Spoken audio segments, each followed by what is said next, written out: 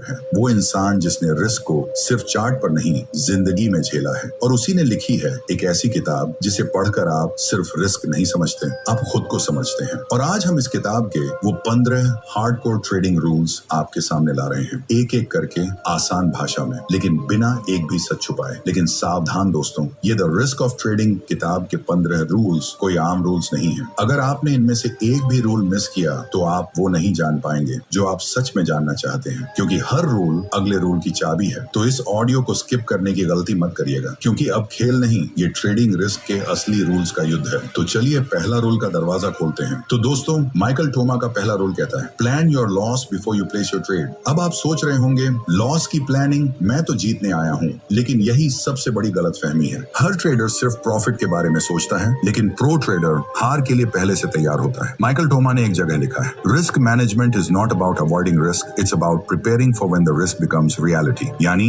Risk management का मतलब risk से भागना नहीं है, बल्कि उस पल के लिए तैयार रहना है जब रिस्क सच्चाई बन जाए। यही सोच एक ट्रेडर को दूसरे से अलग करती है। आम आदमी चार्ट देखता है और सोचता है कितना कमा लूंगा, लेकिन एक प्रो ट्रेडर चार्ट खोलते ही सबसे पहले सोचता है, अगर ये गलत निकला तो मैं कितना गवा सकता हूँ और कहाँ रुकूंगा। माइकल टोमा फिर कहते हैं, if you don't control the risk will control you. मतलब अगर आपने रिस्क को कंट्रोल नहीं किया तो रिस्क आपको कंट्रोल करेगा। तब आप ट्रेड नहीं कर रहे होंगे, ट्रेड आपको कर रहा होगा। और ये बिल्कुल सच है। जब आप बगैर एग्जिट स्ट्रेटेजी के ट्रेड करते हो तो आप मार्केट के हाथों में एक खिलौना बन जाते हो। आप भावनाओं से खेलने लगते हो और वहीं से शुरू होती है तबाही। अब जरा सोचो, अगर आपने हर ट्रेड से पहले ये तय कर लिया होता, मेरा स्टॉप कहाँ है, मैं कितना झेल सकता हूँ और क्या मैं इस ट्रेड को खोने को तैयार हूँ, तो शायद नुकसान आपको हिला नहीं पाता, क्योंकि आपने उस हार को पहले ही मेंटली एक्सेप्ट कर लिया होता। माइकल टोमा कहते हैं, professional traders always plan their exits before entering. यानी प्रोफेशनल कभी ब्लाइंड नहीं चलते, वो पहले रास्ता देखते हैं फिर कदम रखते हैं। ये रूल सिर्फ टेक्निकल टूल्स की बात नहीं कर रहा, ये आपके सोचने के तरीके को बदलने की बात कर रहा है, क्योंकि जब आप हार को रणनीति का हिस्सा मान लेते हो तब आप असली विजेता बनते हो। ये वही रूल है जो आपके डर को डेटा में बदल देता है और आपके घबराए हुए फैसलों को डिसिप्लिन में बदलता है। हर बार जब आप ये पूछते हो, अगर सब कुछ उल्टा हो गया तो मैं क्या करूंगा, तो आप खुद को दो चीजों से बचा रहे होते हो, अपने अकाउंट को उड़ने से और अपने दिमाग को बिखरने से। माइकल टोमा कहते हैं, risk is not what kills traders, unplanned risk is. मतलब रिस्क ट्रेडर को नहीं मारता, बिना प्लान किया हुआ रिस्क मारता है। इसलिए अगली बार जब आप ट्रेड खोलो तो सबसे पहले हार को सलाम करो, उसे पहचानो, उसे स्वीकार करो, और तब जब वो सामने आए तो आप मुस्कुराते हुए कह सको, मैं तैयार था, तू मुझे हिला नहीं सकता। क्योंकि प्रोफेशनल बनने का पहला कदम है हार से पहले हार का प्लान। और हाँ, अब आप सोच रहे होंगे,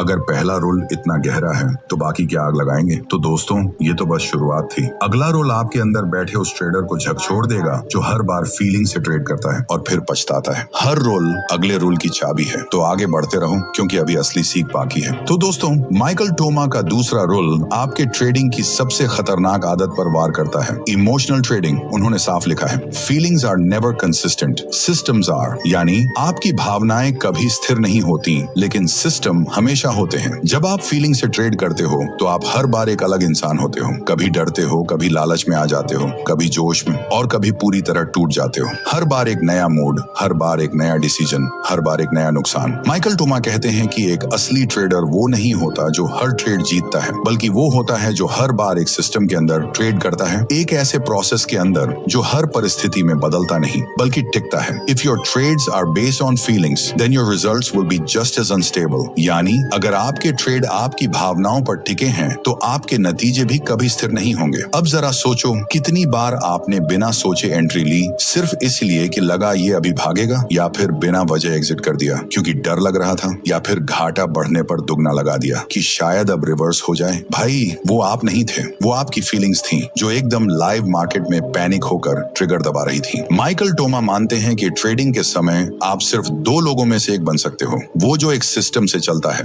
या वो जो फीलिंग से चलता है, और दोनों का अंत अलग होता है। सिस्टम वाला धीरे धीरे मास्टरी की ओर बढ़ता है और फीलिंग वाला धीरे धीरे ब्लो अप की ओर बढ़ता है। The goal is not to be right, the goal is to be consistent. यानी ट्रेडिंग में सही होना लक्ष्य नहीं है, लगातार सही तरीके से टिके रहना असली जीत है। इस रोल में सबसे गहरी बात यही है कि जब तक आप अपने हर ट्रेड के पीछे एक रूल बेस्ड रीजनिंग नहीं लगाते, तब तक आप अपने इमोशंस के गुलाम रहेंगे, और मार्केट किसी के इमोशन से नहीं डरता। माइकल टोमा कहते हैं, अगर आपका ट्रेड प्लान हर बार अलग होता है तो आप खुद को कभी जान ही नहीं पाओगे, क्योंकि एक कंसिस्टेंट ट्रेडर ही अपने सिस्टम को रिफाइन कर सकता है। अब आप पूछोगे फीलिंग को कैसे हटाएं, तो जवाब है फीलिंग को रिप्लेस करो एक प्रोसेस से। हर एंट्री, हर एग्जिट, हर रिव्यू एक नियम से बंधा होना चाहिए, क्योंकि प्रोफेशनल ट्रेडिंग कोई रोमांटिक ड्रामा नहीं है। यहाँ जीता वही है जो अपने रूल्स से शादी करता है, ना कि हर मूड के साथ अफेयर चलाता है। तो अगली बार जब आप गट फीलिंग से ट्रेड करने लगो तो रुको, सोचो और खुद से एक सवाल पूछो, क्या मेरा सिस्टम भी यही कह रहा है? अगर नहीं तो यकीन मानो वो फीलिंग अगले घंटे आपकी जेब खाली कर सकती है। माइकल टोमा की सबसे पावरफुल लाइन में से एक है, discipline is the invisible edge every consistent trader holds. यानी अनुशासन वो अदृश्य ताकत है जो हर स्थिर ट्रेडर को भीड़ से अलग करती है। इसलिए दोस्त, फीलिंग से नहीं सिस्टम से चलो, क्योंकि ट्रेडिंग कोई इमोशनल स्पेस नहीं, ये एक वॉर जोन है जहां आपकी सबसे बड़ी जीत होती है अपने अंदर बैठे डर, लालच और बेचैनी को हराकर। और यहीं से असली आत्मनियंत्रण शुरू होता है। अब जरा सोचो, अगर पहले रूल ने तुम्हें बचाया और दूसरे रूल ने तुम्हें शांत किया, तो तीसरा रूल क्या करेगा? तो रुको मत, क्योंकि अगला रूल आपके ट्रेडिंग फाउंडेशन को हिला देगा और सिखाएगा कैसे बनना